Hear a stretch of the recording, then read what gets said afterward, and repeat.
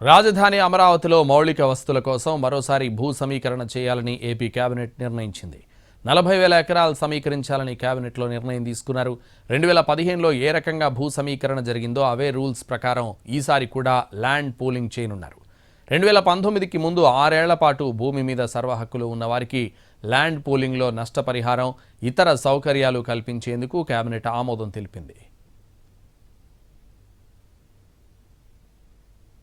మొత్తం 42 అంశాలకు కేబినెట్ ఆమోదం తెలిపింది. మున్సిపల్ శాఖకు సంబంధించి పలు కీలక అంశాలను కేబినెట్ సమావేశంలో ఆమోదించారు.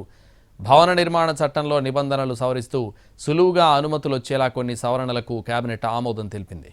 విశాఖపట్నంలో కాగ్నిజెంట్ సంస్థకు 22 ఎకరాలు కేటాయించేందుకు కేబినెట్ ఆమోదం తెలిపింది. కేబినెట్ సమావేశం తర్వాత రాజకీయ అంశాలపై చర్చించారు.